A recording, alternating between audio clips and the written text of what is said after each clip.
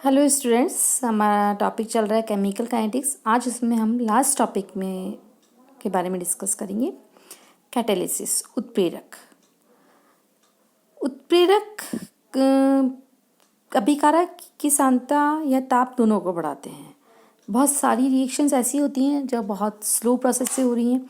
अधिकांशतः ऊंचे ताप पर गर्म करने पर भी अभिक्रिया की गति बढ़ती है। सन 1835 में बर्ज़िलिस ने ऐसी अभिक्रियाओं की गति कम ताप पर बढ़ाने के लिए कुछ बाहरी पदार्थों का प्रयोग किया। ऐसे पदार्थों को हम उत्प्रेरक कहते हैं।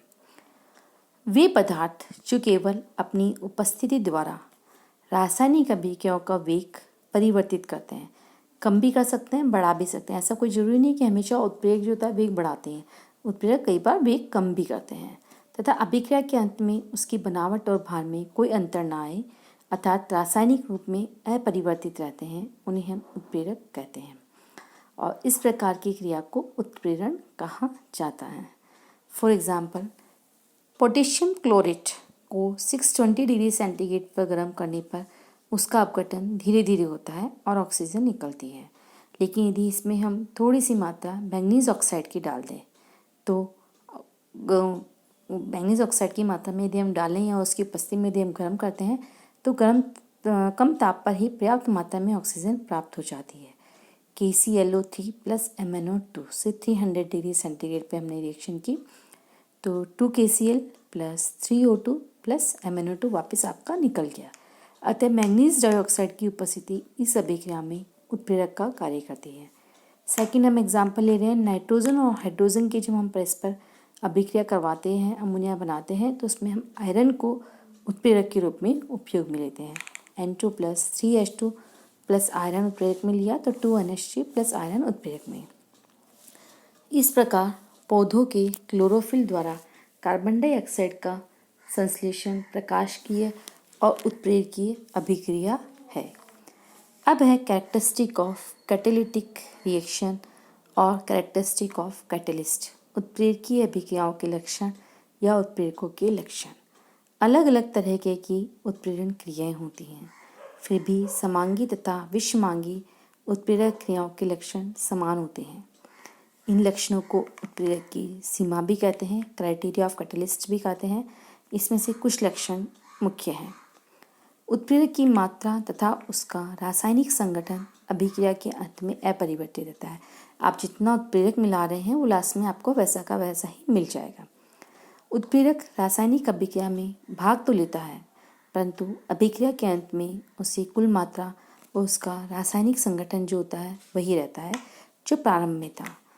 अभिक्रिया के फलस्वरूप उत्प्रेरक के भौतिक रूप में परिवर्तन हो जाता है, जैसे उसके कणों के आकार में रंग या परिवर्तन। उदाहरणतः पोटेशियम क्लोराइड के तापीय अपघटन में दानेदार MnO2 उत्प्रेरक अभिक्रिया के बाद में बारीक चूर्ण के रूप में प्राप्त होता है। सेकंड है, साधारण उत्प्रेरक की अल्प मात्रा अभिक्रिया को उत्प्रेरित करने के लिए पर्याप्त होती है। चूँकि उत्प्रेरक अभिक्रिया में भाग नहीं लेता है तो इसकी सूक्ष्म मात्रा से ही अभिकारकों की अधिकतम मात्रा उत्पाद में बदल जाती है। उदाहरणतः H2O2 द्वारा HI के ऑक्सीकरण को उत्प्रेरक करने में 10⁻⁻⁴ ग्राम मोलिब्डिक अम्ल की मात्रा पर्याप्त होती है। इस प्रकार ऑक्सीजन द्वारा सोडियम सल्फाइड के विलयन का ऑक्सीकरण उत्प्रेरित करने के लिए उसके 1 लीटर विलयन में 6.4 × 10⁻⁸ ग्राम कॉपर आयरन डालना पड़ता है। कुछ उत्प्रेरकों की अधिक मात्रा पर ही अभिक्रिया प्रभावी है। उदाहरणतः फ्रीडल क्राफ्ट्स अभिक्रिया में उत्प्रेरक निर्जल AlCl3 की मात्रा बेंजीन की मात्रा का लगभग 30% होने पर ही अभिक्रिया होती है। इस प्रकार समांगी उत्प्रेरक अभिक्रिया में अभिक्रिया की दर उत्प्रेरक की सांद्रता के समानुपाती होती है। उदाहरणतः शर्करा के प्रतिपन्न की गति हाइड्रोजन आयन की सांद्रता पर निर्भर करती है। इसी प्रकार एस्टर के जल अपघटन की दर इसमें उपस्थित उत्प्रेरक की सांद्रता के समानुपाती होती है। थर्ड है, उत्प्रेरक किसी अभिक्रिया को प्रारंभ नहीं करता। ऐसा नहीं कि कोई रिएक्शन हो ही नहीं रही हो सो उत्प्रेरक प्रारंभ कर देगा। उत्प्रेरक अभिक्रिया के वेग को बढ़ा या कम कर सकता है, बट चालू नहीं करता है। सामान्यतः उत्प्रेरक केवल पहले से चल रही मंद अभिक्रिया को तीव्र करता है, न कि अभिक्रिया को प्रारंभ करता है। उत्प्रेरक की उपस्थिति में अभिक्रिया उच्च सक्रियण ऊर्जा वाली क्रियापथ से होती है, जबकि उत्प्रेरक अभिक्रिया को निम्न सक्रियण ऊर्जा का नया पथ प्रदान करता है। फोर्थ, उत्प्रेरक की जो क्रिया होती है वो विशिष्ट होती है। कोई पदार्थ एक विशिष्ट अभिक्रिया को उत्प्रेरित करता है, न कि रासायनिक अभिक्रिया को, अर्थात दूसरी अभिक्रिया को उत्प्रेरित करने में असफल हो सकता है। ऐसा जरूरी नहीं है कि KClO3 के लिए आपने MnO2 उत्प्रेरक काम में लिया तो दूसरी रिएक्शन में भी वही काम आ जाएगा। उदाहरणतः उत्प्रेरक मैंगनीज डाइऑक्साइड पोटेशियम क्लोराइड के तापीय अपघटन को उत्प्रेरित करता है, न कि पोटेशियम नाइट्राइड के अपघटन को। समान अभिकारक से भिन्न भिन्न उत्प्रेरकों की उपस्थिति से भिन्न भिन्न उत्पाद बनते हैं। उदाहरणतः जब एथेनॉल को गर्म Al2O3 उत्प्रेरक से प्रवाहित करते हैं तो C2H4 देता है, जबकि इसको गर्म कॉपर पर प्रवाहित करने पर एथेनॉल देता है। जैसे C2H5OH गर्म Al2O3 लिया तो C2H4 प्लस H2O, या गर्म कॉपर से किया तो CH3CHO प्लस H2O। इसी तरह आपने फॉर्मिक एसिड लिया HCOOH तो CuO ZnO से कराया तो H2 प्लस CO2, Al2O3 या TiO2 से कराया तो H2O प्लस CO।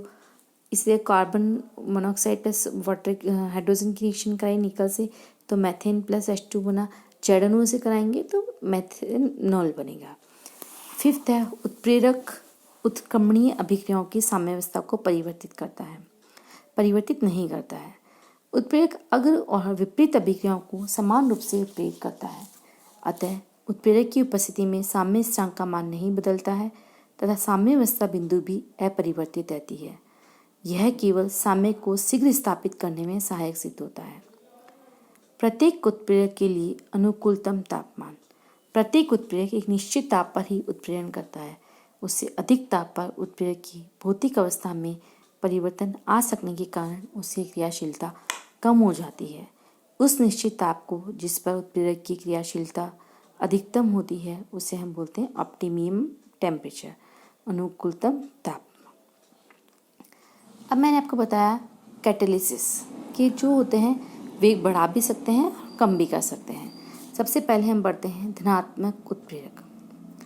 उपरोक्त सभी अभिक्रियाओं में सामान्यतः उत्प्रेरक अभिक्रिया की गति को बढ़ाते हैं। ऐसे उत्प्रेरक जो अभिक्रिया की गति को बढ़ाते हैं उसे हम पॉजिटिव कैटालिसिस कहते हैं। फॉर एग्जाम्पल, हाइड्रोजन पेरोक्साइड के विलयन का विघटन कमरे के ताप पर होता है, जो एक बहुत मंद अभिक्रिया है तथा इसकी सक्रिय ऊर्जा का मान 76 किलोजूल मोल इनवर्स है। बहुत थोड़े आयोडाइड उत्प्रेरक की उपस्थिति में इसकी सक्रिय ऊर्जा का मान 57 किलोजूल मोल इनवर्स होता है तथा अभिक्रिया की गति बहुत तेज हो जाती है। वास्तव में उत्प्रेरक अभिक्रिया की क्रियाविधि को इस प्रकार परिवर्तित करता है कि अभिक्रिया कम ऊर्जा वाले पाथ से चले और उत्प्रेरक अभिक्रिया को एक नया रास्ता देता है। यह कहना गलत है कि उत्प्रेरण किसी भी अभिक्रिया की सक्रिय ऊर्जा को कम कर देता है। उत्प्रेरक अभिक्रिया की क्रियाविधि को इस प्रकार परिवर्तित करता है कि उत्प्रेरक क्रिया की सक्रिय ऊर्जा अनुत्प्रेरित क्रिया की सक्रिय ऊर्जा से कम हो जाती है, जिससे अभिक्रिया की गति बढ़ जाती है। कैटेलाइज तो बहुत जल्दी हो गया, अनकैटेलाइज होगा तो रिएक्शन को टाइम लगेगा, ग्राफ से भी शो हो रहा है।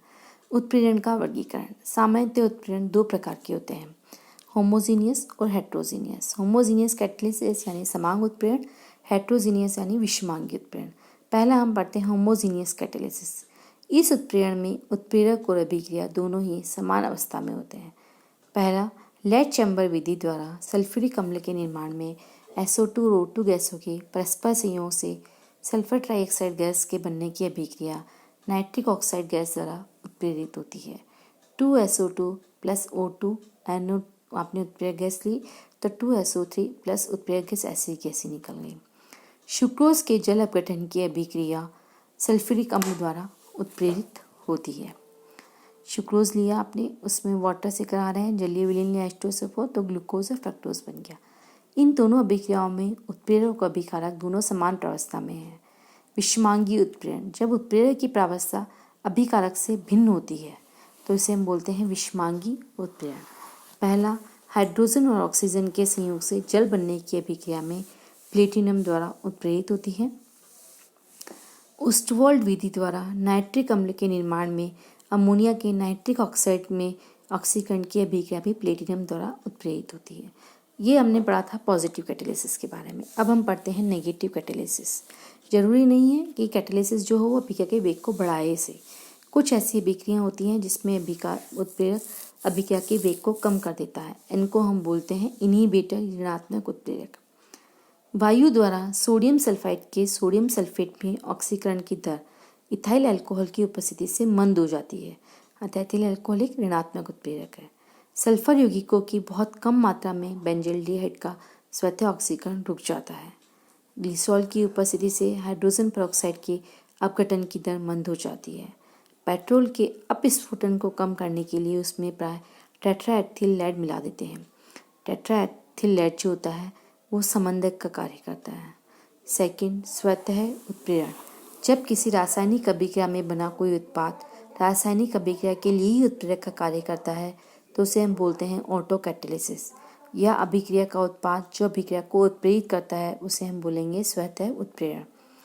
जैसे कि आपने MnO4- की रिएक्शंस आप करवा रहे हैं तो उसमें आप देख रहे हैं कि अभिक्रिया प्रारंभ में धीरे धीरे होती है, जिससे परमैंगनेट विलेन का रंग धीरे धीरे लुप्त होता है, लेकिन बाद में अभिक्रिया तेजी से होने लगती है। इसका कारण है अभिक्रिया में बना Mn+2 जो होता है अभिक्रिया को उत्प्रेरित करता है, और तो इसमें Mn+2 जो आयन है वो आपका ऑटो कैटालिसिस का कार्य कर रहा है। इसी प्रकार IO3 तथा H2SO3 की अभिक्रिया में आयोडाइड और SO4- बनते हैं, जिसमें H+ आयन स्वतः उत्प्रेरक का कार्य करते हैं। या CH3COO2H5 की रिएक्शन वाटर से कराते हैं तो acetic acid plus ethyl alcohol बनता है। अभिक्रिया में बना एसिटिक अम्ल अभिक्रिया को उत्प्रेरित करता है, अतः एसिटिक अम्ल स्वतः उत्प्रेरक का कार्य करता है। थर्ड है प्रेरित उत्प्रेरण।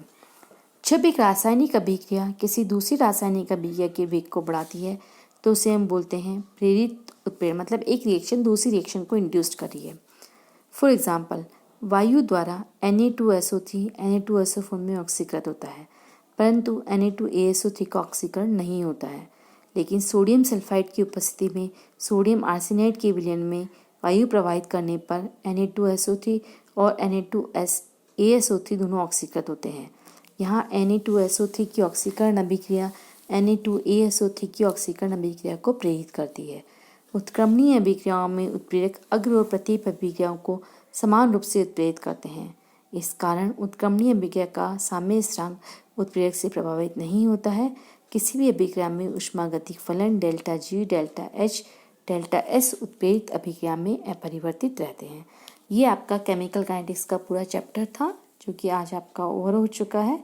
नेक्स्ट क्लास में हम नेक्स्ट न्यू लेक्चर को स्टार्ट करेंगे।